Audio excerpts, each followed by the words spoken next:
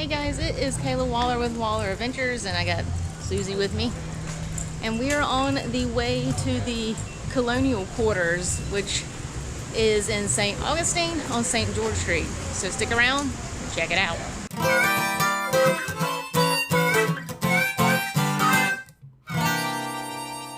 So we are walking that way.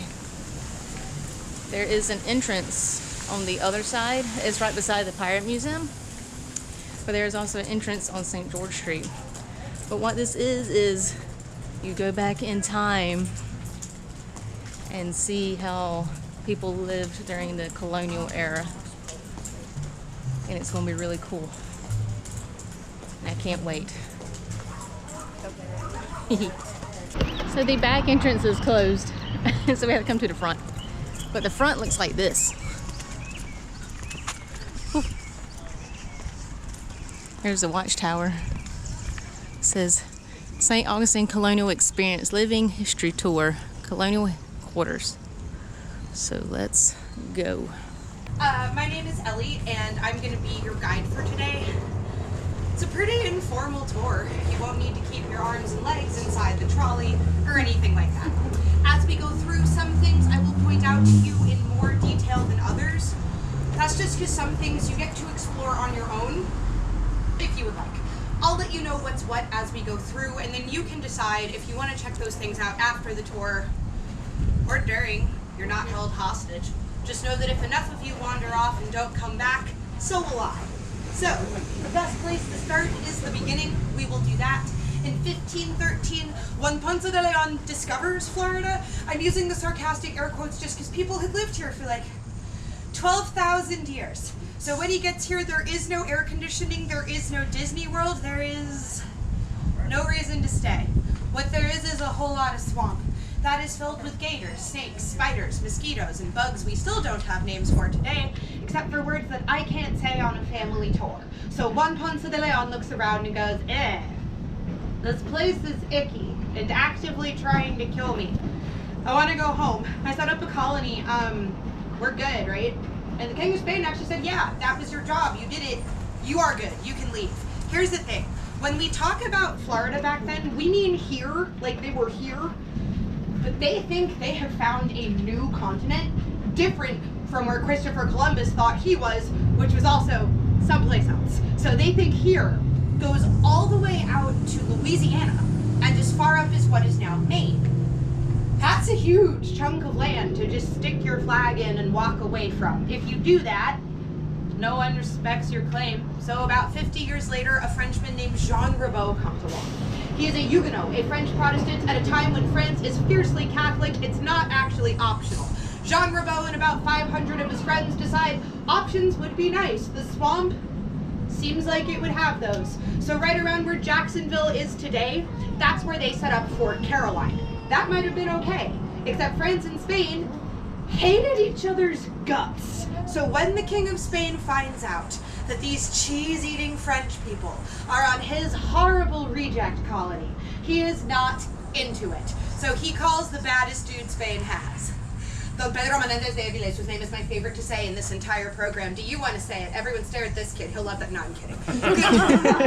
Good news, you don't have to. That's not your job. But you might know him better as just Pedro Menendez. He's a conquistador. And the King of Spain calls him over and says, Pedro, there's French people on my stuff. You know how I feel about the French, so here's what I need you to do. Kill them. I also need you to set up a permanent colony, so you are going to stay there and make sure this never happens again. Menendez gets his orders. He puts together everything he needs to make this happen. So first of all, people. We bring about 2,000 people across the Atlantic on only 11 ships. Now, of these ships, one of them is probably what you're imagining, the Spanish galleon. It's huge. There's multiple decks and levels. This is the flagship. It's basically your Carnival cruise, which is pretty nice, but like I said, it's huge. The water around Florida is mostly uncharted for Spain. If you bring a big boat into shallow water, you don't go very far after that. So the other 10 boats we bring are called caravels. You're gonna see what one looks like because we actually built one for you here on the property, so you'll see it a little bit later. This is a much smaller boat. Hang on. Are we done? Hiccups? Yes? Okay. This is a much smaller boat. It's designed so that it can sail in only 3 feet of water. That's less water than there is of you specifically. That's a big deal for an explorer in uncharted territory, but there is a problem. Because these boats are so tiny, the only shelter below deck, that's the cargo hold, that's full. You get to sleep on the deck. This is now an open air voyage. It will last for about 3 months, and we are crossing the Atlantic during storm season, which if you're not from Florida or familiar with that, it is exactly what it sounds like. So, a few more problems on this voyage. Because the Caravel is such a tiny boat, so as many people and things as possible, we're gonna stuff onto the big boat. But this still leaves 50 to 80 men crammed on board the Caravels, which like I said, they're just not that big. So when I say you sleep on deck, you are sleeping sitting upright, like it's a Greyhound bus and probably smelling similar. The other problem, actually there's 2 fun little final details. Any water on board is for drinking, not for bathing. Now, it's raining every day, which is the good news. But you're also probably never really going to properly dry off thanks to your sweat and the humidity.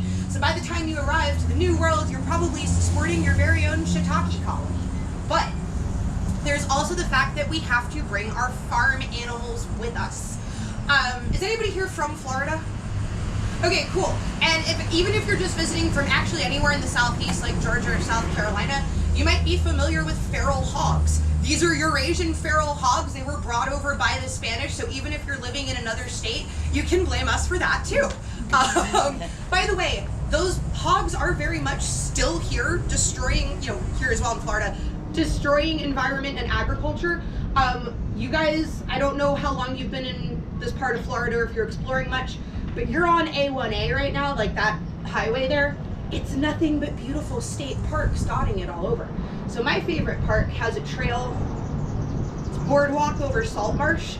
The last time I was there, I saw hog tracks, and I've worked on a farm, so that's why I have an estimate, like maybe 1,500 pounds of pig. So if anyone's a hunter, please join us for boar season. So yeah, they're also gonna bring things like sheep and chickens, stuff like that. These are what come with us. They don't politely aim over the side, so we're going to have a literal poop deck. By the time the Spanish got here, they were absolutely ready to fight to the death with a bunch of French people they'd never met before. So they land, they set up camp, they head north upriver. They're looking for the French at Fort Caroline. They really aren't expecting a fight, because they figure these guys were fleeing religious persecution. They just took what they could and ran. They're not like well armed. Normally he would have been right. What Menendez doesn't know, Jean Rebel, leader of the Huguenots, is really smart. Before he leaves France, he has a meeting with the king and queen. He says, look, I'm not arguing with you. You're never going to see me or my friends again, but we want to go to Florida. If you were to give us like a cannon or a warship, we could be Spain's problem. And the French king and queen said, ooh la la, and they grant his wish. I might be paraphrasing. This means when Menendez shows up at Fort Caroline, he is expecting a toothpick fort held together with bubblegum and a prayer. What is actually waiting are 3 huge French warships. They have guns. They have cannons. They are ready for full-scale naval warfare. Menendez and his men see this and they're like, we were just kidding, we have to go. And they got back on their ships, they try to run, they try to leave the way they came. The French, of course, were like, home, home, home, because that's how French people laugh, kids, that's a historical fact. And they were like, no, no, you came to play, we're gonna play.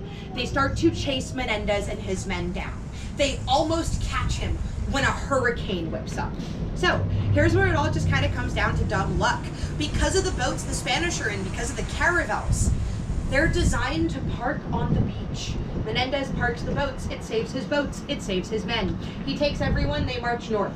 They come through the swamp, through the hurricane, on foot, back to Fort Caroline, which is empty because everybody left to chase Menendez. There's really only about 130 settlers at Fort Caroline. There are 0 when Menendez is done. He then marches back the way he came. Now he waits for the French to wash up on shore. Huge French warships were not designed for shallow water or for hurricanes, so they get destroyed. However, about 250 French survive. They wash up on shore. The Spanish are waiting for them. They have swords. This takes place about 12 miles south of here in what we now call the Matanzas Bay. Matanzas in Spanish means massacre, slaughter, horrible bloody death. Before that it was called the Bay of the Dancing Blue Dolphin. So you can probably figure out what changed the name. The dolphins turned and killed everyone. That's not it. There was a massacre. Almost 250 Frenchmen lose their lives, but handful are spared. That's because Menendez is starting a colony in the middle of the swamp. It is all the help he can get. If you are something like, say, a shipwright or a blacksmith or even an artist or a musician, you are too valuable to kill. We are going to keep you. We're going to convert you. You're going to be Catholic, whether you like it or not. You're going to become a Spanish citizen, whether you like it or not. But your alternative is feeding the gators. So it turns out most people learn to live with us. If you follow me right this way, I'm going to bring you over to our marketplace. We'll talk a bit about that on the watchtower. Over here, you'll see our marketplace. It's a bit between shipments right now. This is where the trade in the colony is going to take place. We are mostly going to be trading just because no one in this colony really had any money to pay each other with. That is still true. Back then, the only people who got paid were soldiers, which is cool if you're a soldier. But the problem is for soldiers back then, it's exactly the same as it is for soldiers today. They don't get paid that much. So it takes actually a good couple hundred years before enough coins build up in the colony that we actually use them like coins. In the meantime, we have two sister colonies, Puerto Rico and Cuba. They are also Spanish colonies. They were each set up a good 50 years before us, which means they are on trade routes now. Anything you'd want would be coming through Puerto Rico and Cuba. So without their help, every couple of months they would send us supplies. But yeah, without their help, I actually don't know how long this colony would have survived for. But good thing it's not my job to talk. But since we did have their help, we are still here today. Now, of course, a few things went into that. We're trading with each other. We're trading with Puerto Rico and Cuba. We are also trading with the Timucua, the people who are here before anyone from anywhere else shows up. If you've been on the trolleys or done literally anything else other than this, you may have heard that word pronounced a few different ways, Timucua, Timucua. The honest answer is we have a pretty good written record of their language, but there's no one left alive today who speaks it or knows how it was spoken. So what you're hearing is everyone giving it their best shot.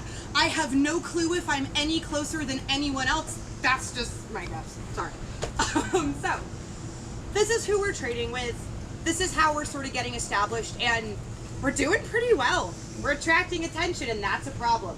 Up to the north, the English are setting up their own colonies. We are Spanish here. Our countries hate each other. If the English come down this way, they're gonna try to burn the colony down. And spoilers, on at least 3 separate occasions, they very much succeed. You could actually say that getting burned down was our original claim to fame. It can't stop me from making that joke, so it's gonna keep happening. But we have more to worry about than just the English to the north, because in addition to these attacks, we also have pirates. Now, pirates can come from any direction. We actually still have pirates in St. Augustine today. You mostly see them on Friday and Saturday nights, and about half of them look like Jack Sparrow. That's okay. If you're having fun, you don't need to be creative. But the pirates back then were a lot less fun, and were a lot more like stabby, shooty, burny. So they were less welcome in town. That means we need to improve our defenses. So if you look up there, that's the first line of defense, the watchtower. That's something you get to explore. It's available for you to climb. It is a little bit of cardio, but once you get up there, it is breezy, it is shady, and it's actually one of the nicest views I think that you can get of our bayfront. Plus, you can make the kids run up and down so they'll be calm on the ride home. Use the handrail if you do that. So, watchtower works exactly the way it sounds like. It's very literal. Your best line of defense back then is knowing in advance the attack is coming. Back then, the pirates were not going to tweet us, but I really like to imagine them typing with a hook. So, if you're going to see they're coming, it's very literal, like I said, you just have to see it. Watchtower makes sense. In the case of one particular pirate, that backfires against us pretty spectacularly. You might already know his name because he's really famous, Sir Francis Drake. He is an English privateer, which means a professional or a government-sponsored pirate.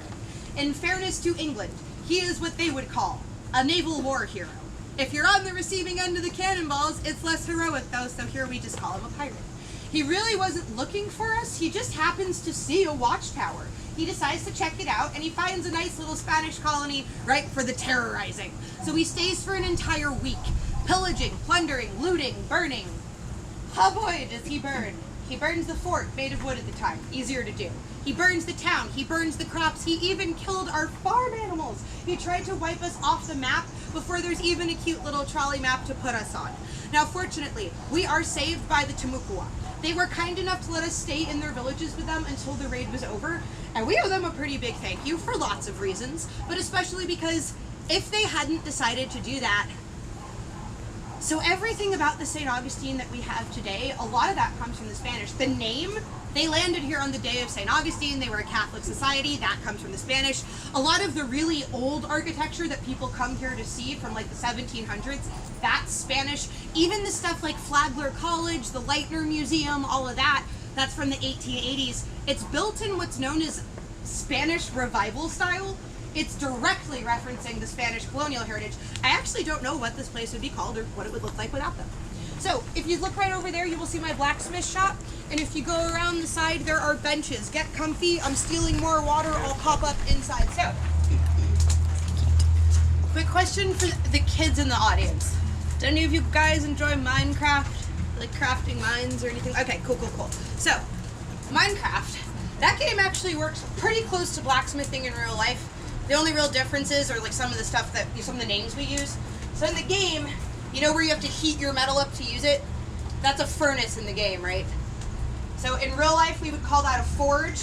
Probably recognize, you can see we got an anvil right here. It's the exact same name, does the exact same thing. A crafting table, that's just a table. So, we are in the blacksmith shop. And in case you've ever wondered where the term blacksmith comes from, or if you haven't, too bad, it's part of the tour. So if you look at all the metal that I have on display here, it's iron. You can see, I mean, some of it's red from rust, but you can also see the base color is really dark. It's actually almost black. Iron was called the black metal. Smith comes from an English word smite, that means hit or strike. So a blacksmith is striking iron. It's not a creative naming process. Most things in colonial times don't get creative names. This chain is actually called an S-hook chain. I don't think I need to break that down. So as dainty as it looks, this took 8 hours to make. So kids, that would be the same as an entire day at school. Then I have things like this bad boy here, which is forge welded iron. You can see the rest of it. The whole chain's pretty hefty. Now this one took weeks to make, largely just because, you know, it's a big chain that takes more time. But the other part of that is forge welding. So what that means, every link is seamless. They are fused solid. To do that, I have to superheat the iron to between 1800 and 2000 degrees Fahrenheit. So about the average temperature of a day in Florida in summer. But that is actually white hot, and hot enough that the metal will actually start to liquefy it, and that's actually as hot as you can get it before it fully liquefies. So, that's a lot of work. Maybe you don't want to do all that. You just want to make something normal, like an S-hook chain, or really anything that you just don't need to forge weld. That's simpler. For average run-of-the-mill blacksmithing, you really only need to heat your iron to between 12 and 1500 degrees Fahrenheit. I say only. That is still hot enough that if I were to grab the hot end of that bar with bare hands, my skin would not burn. It would melt. My bones would burn. Be a cool demonstration, but hopefully not one I'm giving today. So, let's take a look, see how the iron is doing. Guys, I like this part so much more in winter. Alright, here we go. There we go, that's what we want.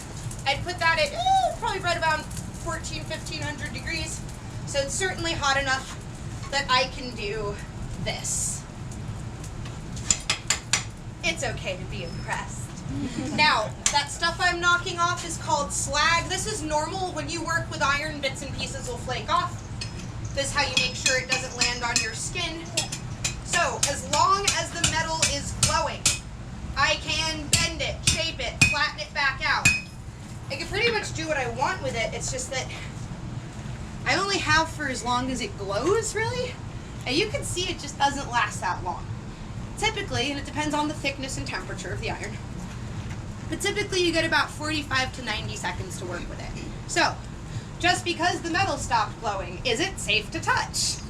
Excellent. No one ever gets that question wrong, which gives me hope.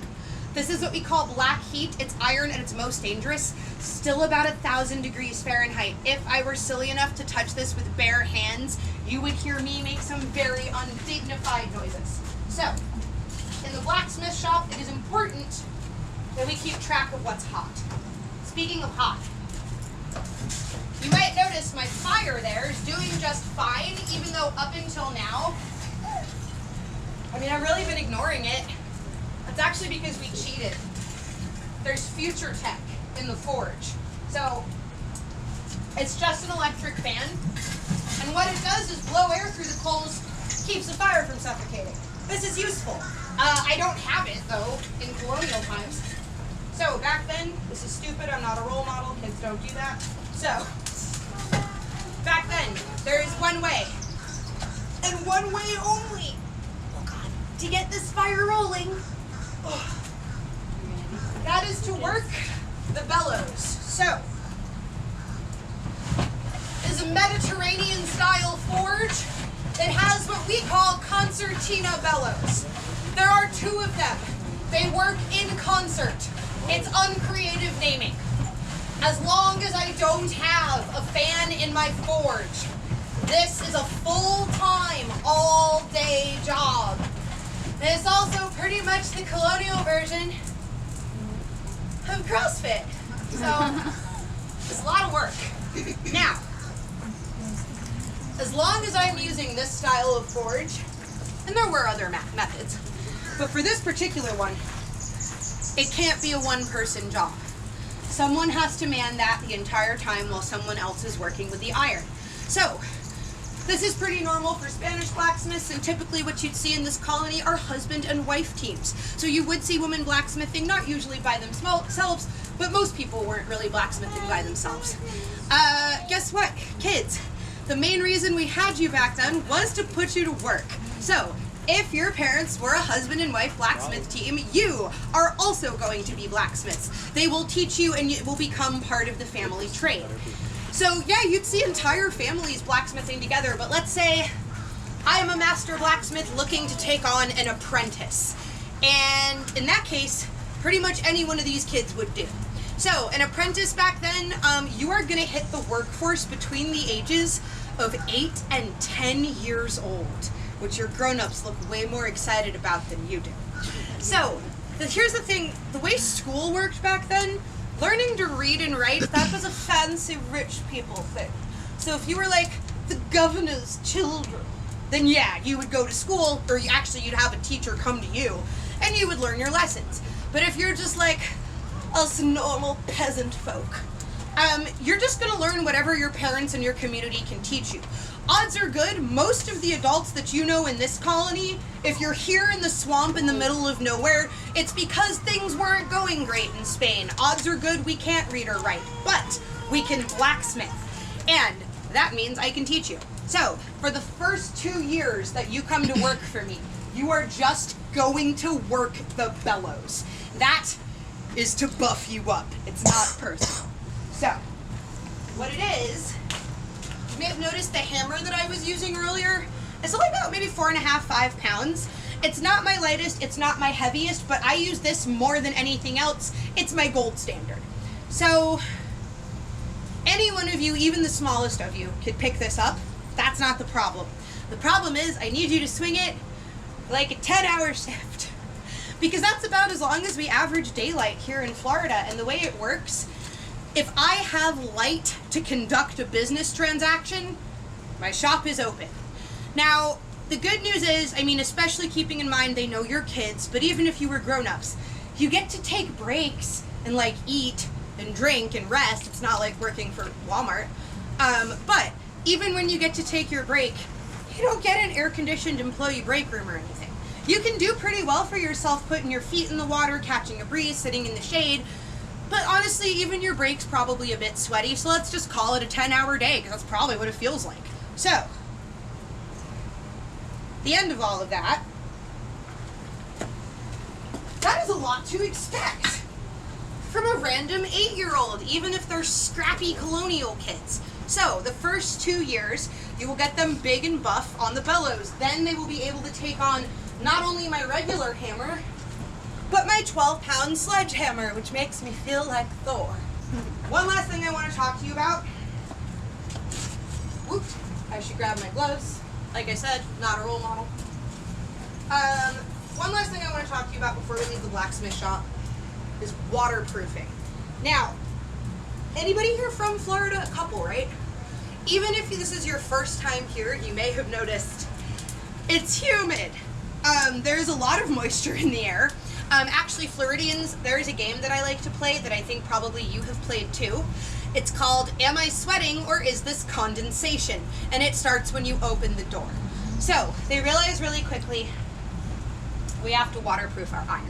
Kids, the reason we don't want the iron to get wet iron rusts, rust destroys iron, that's no good. So, what we're gonna use to waterproof it, is this stuff. Grown-ups, if you have ever seasoned a cast iron pot or pan before, you already know the secret. You have waterproofed iron yourself. What we are doing is, I'm just gonna show you the old-timey version of that exact same process. So before I start, anybody want to guess what this is before I tell you? What do you think? Cheese. Cheese. It does look like cheese. Nah, it's not cheese. But actually, you'll like this. If you eat it, nothing bad will happen. It might turn your poop yellow, though. It's not technically food. What do you think? Wax. Nailed it. This is Pedro Menendez's earwax. It's beeswax. It's beeswax, and it's really important in colonial times because there's a million different ways to use it. The reason the blacksmith likes it, it's waterproof. Iron is what we call porous, which just means full of holes for the small folks. SpongeBob song makes more sense now, huh? Every now and then I blow a kid's mind that way. So, if you heat the iron, the pores will get bigger. If you rub beeswax on hot iron, it melts, it sinks into it, and it becomes part of it. It forms a waterproof seal from the inside out. When you season your cast iron with vegetable oil or whatever you prefer to use, that is the exact same thing that's happening. And if you have a cast iron for cornbread or sweet things, try using beeswax. It's really nice, and it will smell so good when you season it. So, what you're looking for, is for me to get a good grip on it, first of all. What you're looking for, and I will flip it around because I know you can't see very well from this angle, the glossy, shiny part, that's what you want. That's going to cook in and waterproof. What's way more fun to do, it just won't do your metal any good, is this. If you put the beeswax where the metal is too hot, it bursts into flames. We call that a Colonial sparkler. Happy birthday, kids. So, the reason I show you this, it's mostly just fun to do, but it's also one of the places where we get our phrase, mind your beeswax from. Aha. So, now that the metal is sealed, I'm going to put it aside. If we were actually trying to waterproof it, that's exactly what we would do. You would set that aside, and you would put it somewhere where it would be safe to walk away from it and let it cool down. So, a couple things I wanted to point out for you. First of all, the buildings you've seen so far, like my blacksmith shop, the watchtower, these are recreations. We built these within the past 20, 30 years or so. We didn't, and they are built actually according to Spanish blueprints, but we didn't get this property until like the late 80s. If we could have preserved it perfectly as it was in the 1600s, oh my gosh, we would have loved to have done that, but we did not have that option. However, we are lucky enough to be standing between the remnants of two original structures going back to the 1750s. On my left, I have Coquina, which you have definitely seen as you've walked around town, and on my right, I have Tabby, which you might have seen as you've walked around town. So we'll start with this. Coquina, so has anybody had a chance to see the fort across the street? Even if you haven't gone over there, if you've seen it, it's made out of the same stuff. The city gates are made out of this, and actually, with very few exceptions, almost every still standing historic structure in this town, almost all of them are made from coquina. It's a Spanish word, it means little shell. If you look at it, you can see why. It's actually made of tiny seashells. This is a natural cement. There's only a few places in the world where you find it. It is thousands of years of crushed up seashells cooked in the hot sun. Then when the rain comes down, the fresh water sort of glues and melts all the minerals together. Once this stuff hardens, and I learned this because I do 4th grade tours over at the fort, it is cannonball proof. It is hurricane proof. It is fire proof. It's not 4th grader proof. Pretty much the only way to destroy it is to pick at it. So I beg of you, touching is fine, no problem if you want to touch, but please don't pick at coquina. The good news is I find that if you just ask nicely, kids are really good about it. They just, they don't know. But I think it's really funny that this stuff can hold up to every force of destruction, including centuries, but not like these guys. So over here we have tabby, which is the man-made version. The way you would make this, you would cook oyster shells till they crumble into ash. You would mix it with, we don't know the full ingredient list, but we know it includes water and sand. So once you get your mixture, you'll add in, you see the whole oyster shells here. The reason you do that, they are crazy sharp and they are loaded with nasty bacteria. Now the first 300 years this colony exists, we don't know what germs are. Nobody knows what germs are, but they understand cause and effect. And they realize, hey, every time someone gets cut by seashells, they die slowly. You're dying of an infection. It's just at a time where you don't really know what an infection is. So they go, wait a minute. If I build a wall out of this, this only has to be high enough for someone to climb it, because that would tear you up. And honestly, whatever I'm keeping back here, wealth in this colony would be like sheep and hogs. You're gonna risk a death by infection for sheep and hogs? Probably not. So it worked pretty well. You'll see right over there, there are benches. Go ahead and get comfy. We're gonna talk about the ship and the cannon. So if you look right over there, you're gonna see the boat that we were talking about earlier. Now this one you can see is not finished. We left it that way on purpose. 2 reasons. One, we thought it actually just looked kind of cool, the X-ray vision version. And 2, we really wanted you to be able to see inside the cargo hold to see how much space there isn't. Now something to keep in mind when you're walking around and you take a look at that deck, 50 to 80 men crammed on that thing. Now, people were shorter back then, but they were like between 4'11" and 5'6". They were in spurts. It couldn't have helped that much. So, that's not a big boat. Most of the weapons, if we've got any, they're gonna go on the big boat. But since I don't have a big boat, I will also be bringing a dinky little cannon. So this one is only a 2-pounder, shot 2-pound cannonballs. Not the kind of thing that sinks a ship unless you're very lucky, but if it connects with a human, it makes a mess. So, what I am going to do for you today is what's known as a black powder firing. I am not shooting a cannonball. That's largely due to complaints from homeowners in the city. What I am going to do is fill it up with black powder and make a nice wholesome explosion. Now, the way this would work if I were actually shooting a cannonball out of here, if you wanted the cannonball to go anywhere, you need to load this with enough gunpowder to equal at least half the weight of your cannonball. So for the 2-pounder, I would need a full pound of gunpowder. The largest ones over at our fort, our largest cannons are 24-pounders. I would need at minimum 12 pounds to get them to actually go anywhere. So, first things first, Lizard, you want to find a better spot. It's going to get loud here tonight. So, hopefully you can see there is a hole here. This is what's known as the vent. What I am doing right now, I'm just making sure the vent is clear. Black powder likes to absorb moisture. It gets sticky and gummy. Now I know it should be fine. Everything's cleared up. So,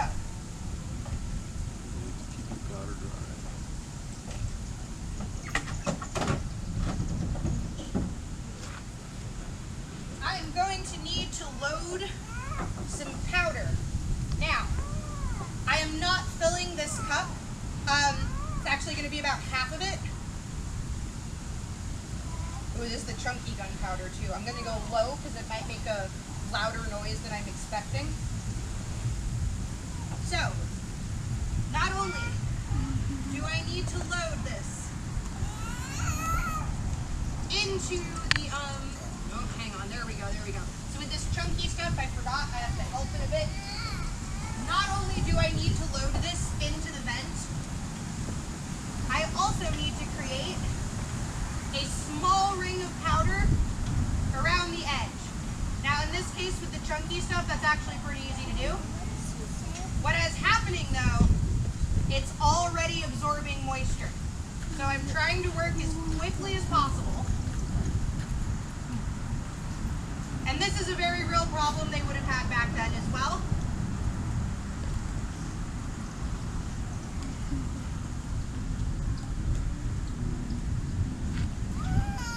So, because it's so humid today, I actually wasn't able to load as much as I had hoped. I apologize in advance if this is a little anticlimactic, but if nothing else, we should get a poof. So, this dang humidity, man, it's only getting worse from here. Should a little more in there? Really? No? Alright, fine. Alright. So, a cannon does not have a fuse. What a cannon has is called a wick. Now, this is my wick. What I am going to use to light the wick is not historically accurate. And just so you know, before I light the cannon, I am going to warn you, it's not going to be a surprise. So, not historically accurate, but it works pretty well for lighting a piece of matchboard, which is just about 8 to 12 pieces of cotton woven together in sort of a barrel shape. It burns really slow, but it retains heat very nicely. Alright, now is a good time to cover, actually wait, I need to get that a little hotter. Alright, now is a good time to cover your ears. Here we go. Let's give it a shot. Come on. I know it's humid, you can do it. Alright, so do you remember how I said it was going to be anticlimactic? That's what's called a flash in the pan. Because of the humidity, I couldn't really load properly. What do you guys think? Should we try again? Yeah. Let's give it another shot. Alright, go ahead, cover your ears. Hopefully it's a little more exciting than this. No, it's just not cooperating with me today. Alright, fair enough. It's that point in the summer. So you guys might be wondering, you know, if it's this difficult, what would happen in the old days when it was too humid or if it was raining? And the honest answer is, we put our toys away and we kill each other when it's nicer out. My name is Ellie and I have been your time travel technician for today. If you had a good time, I hope you did. Please feel free to tell TripAdvisor that, we'd appreciate it. If you did not, I'm so sorry, please tell no one. If you have any further questions or if you're feeling gratuitous, I'll be hanging out right here for a bit. You are now free to explore, enjoy the town and your day. All right. Zoom me out.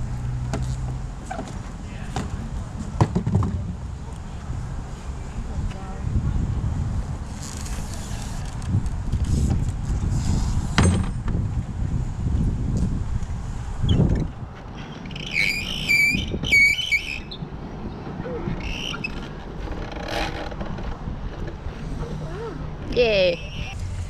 Alright, so I'm going to show you the flags up and personal. So I'm just going to kind of fly by them so you can see them.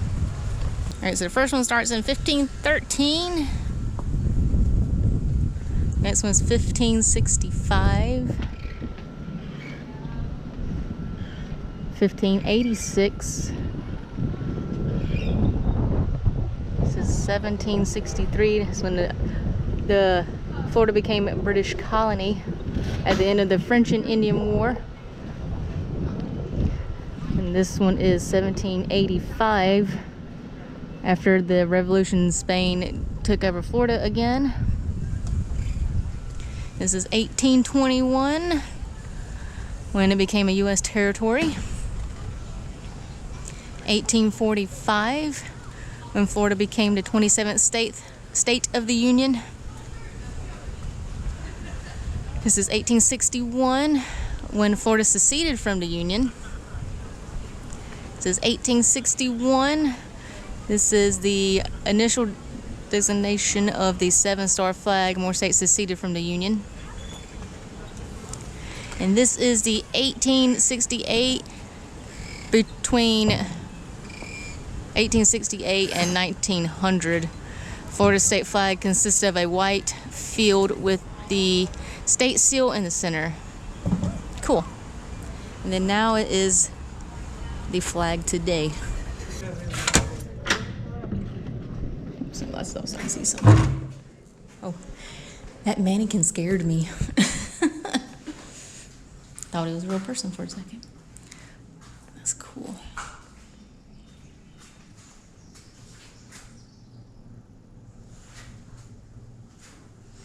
The kitchen area, she got all her veggies and fruits and clams and corn.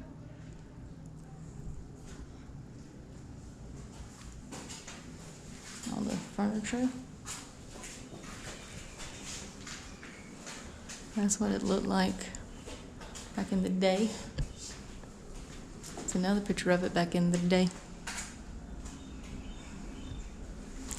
So I guess the back room we were in is a 3rd edition from 1821 to the present.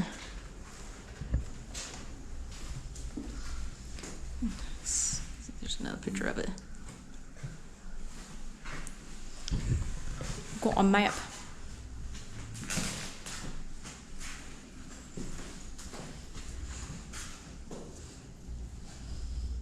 This is a 2nd edition from 1784 to 1821. This section of the house.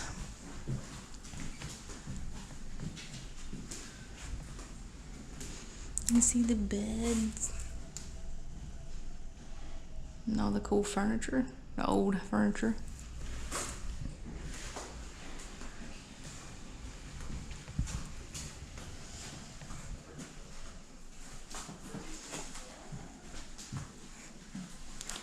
This is the house. This is what it would have been back in the day. And here you can see the additions, the original house. Then, yeah, that's the original house.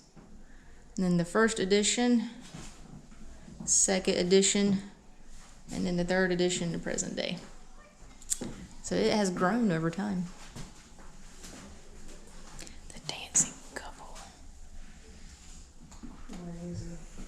Crazy, that's what it was. You got a loom. You got some headless mannequins. You got the seats over there. You got a old-timey piano. Yeah, I'll go check out the other room.